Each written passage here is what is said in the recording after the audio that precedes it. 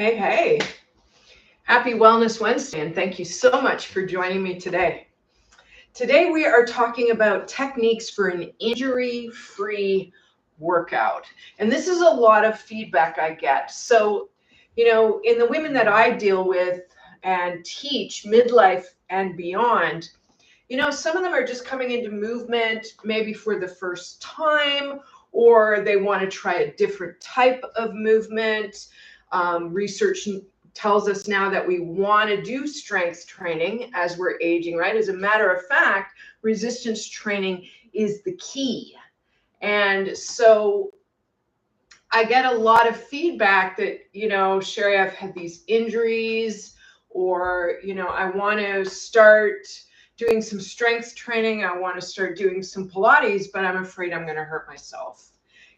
Warranted, right? Warranted. And there's so much out there on the internet right now, that we can pick up all kinds of free workouts. We absolutely can. And all I'm going to say about that is, make sure that it's suited for you and where you are right now on your journey. At this time in our life, for women, we want more energy. We want to, learn proper technique. We want to be able to take care of ourselves without injuring ourselves. We want our pain level to go down. Lots of things that really affect, how we look at a movement routine. So I've got 5 tips for you today, 5 techniques. Okay, and let's get started. So, first one, focus on form. Okay, form over the amount of weight or the speed, and quality over quantity always. That's one thing about Pilates. It's always about the quality or the execution of the movement.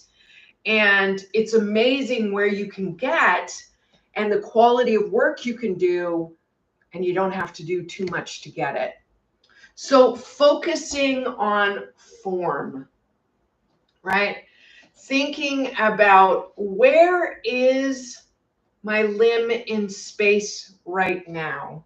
How am I getting where I want to be?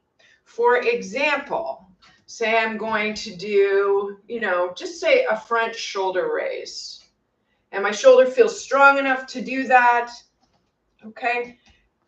Am I anchored over my feet? As I'm lifting that weight up, am I throwing or pushing, extending through my spine to get that weight up? Because if we think about that, right, when that weight comes up and we're here, where is it? It's right there. Well, if you're suffering from low back pain, that's really not going to help you in any way. Okay, so really paying attention to form.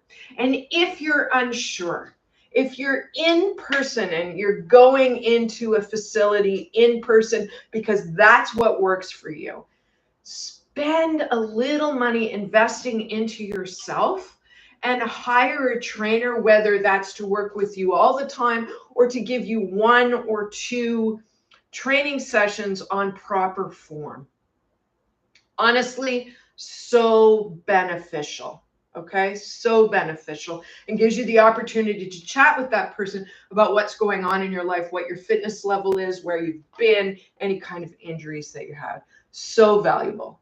All right, number 2, engage your core. And I know we hear a lot about that. Engage the core, pull the belly back, all that kind of stuff. But a strong core stabilizes your body, gives you balance and control in exercises. Okay, again, all right. And I mean, I'm just keeping it simple with just this little front raise. Okay, so let's anchor through our feet. Think about our ribs back a little bit. So we're not here and we're not here. Okay, we've got a little spring through the ankles, the knees, and the hips. And as we exhale, we can feel our belly work a little bit. This is called core stabilization. So our core is stabilizing our spine, all right, we have alignment. And now, okay, we're much stronger. And once we learn to connect that breath with that core stabilization, woo, we got a winning combination right there. Okay. Number 3, warm up wisely. So important. We need to warm the muscles and the joints that are going to be doing the work. And we need to let the brain know who's playing. Okay, so let's say, for instance, you are going to work on squatting or lower body. Okay, so you want some rhythmic movement that's going to get blood flowing. Okay, let the muscles preview what's going to happen in the workout. All right, so let's do a little one. Let's say today you're going to do some squats. All right, you want to do some squats, you want to do them with weight, or you're doing some sit and goes, you're doing some wall squats, but your focus is your lower body.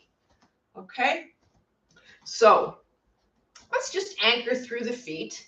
And we know that joints have spring, right? We know that joints have spring. So just play with me. And let's just add a little bit of spring here into the joints. And then let's just come into a small squat.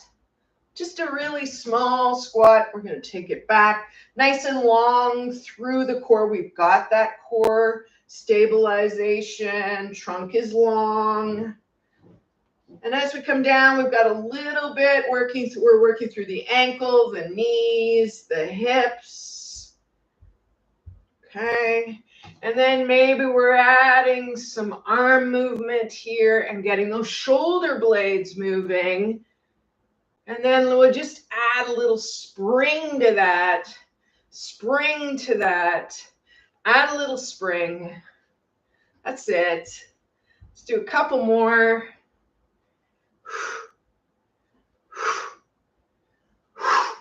Last one. And then maybe we'll step it back and add an arm. And just a nice flow, nice reach, touch. And as we do that, we can feel our butts engage, right? Just a little bit in that hip extension. And then maybe we're just going to take it out to the side. And see, I've still got that little spring going on, right? Ankle, knee, hip. And one more of each. That's it. I'm going to come back to center now and do some circles in through the hips. Change direction. That's it. And hip check side to side. Get the side of the hip working. Let the brain know who's going to play here. That's it. Good. Now come back to center. And let's come back into that squat. Does that feel a little better now? Okay, maybe you can start now to take that squat a little bit deeper. You'll start to feel everything warming up a little bit more. Good. If you're going to lift weights, just roll through the wrists. They're going to get lots of work here. Go the other way. Maybe the spine. We do like a cat-cow here and start to drop a little bit more into the squat. And one more, bring it up. Feel the difference now, okay? Now the body's ready. And we did that in just a couple minutes. So number 3, warm up wisely. Let the body and the brain preview the movement that's to come, okay? That's our job when we become instructors, is to be able to set up that warm up so that we're previewing what's coming for the body. All right. Number 4, and these are in no means by way of importance. Okay. Number 4, listen to your body. Before I teach every class and with the fit gals that I work with, You know, we always spend a little bit of time. Let's anchor our feet. Let's connect to our breath. And let's just scan that body from head to toe and work with the body that we showed up with today. Might be very different from the body we showed up with yesterday. Okay? Yesterday, we might have been able to do something that today just doesn't feel right because maybe we were raking leaves, or, you know, we were out hiking, or whatever it was that we were doing. And so today's body's a little bit different. Okay? Just notice that. The body is always talking to us. It has its own language, speaks to us through vibration, pulsation, heat, tingling, okay? Pain. Just notice, how is the body speaking to you? Okay? And make sure that you work on range of motion, and you're going to know that in your warm-up.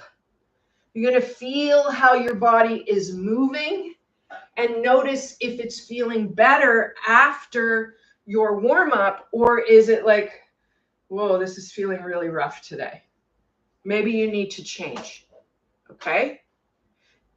Maybe you just need to change it a little bit to more honor the body that you showed up with, okay? Cool down and stretch. Number 5, cool down and stretch. Enhance your flexibility and aid in your recovery. Okay, that cool down is huge. It gives the body a chance to integrate the work, oxygen through the muscles, removal of waste through the muscles, increasing your flexibility through a nice stretch, and connecting you to your breath, helping to calm your nervous system and balance it. So 5 techniques for an injury-free workout. 1, focus on form. 2, engage your core. If you don't know what that feels like, start there. Okay, in Fit Gals, I have a great Pilates for beginners where we really start to look at building the foundation and engaging your core. Okay, number 3, warm up wisely. I just gave you a warm up that you could do if you were looking at a lower body routine. Okay, let your body and your brain preview the movement. 4, listen to your body. So important.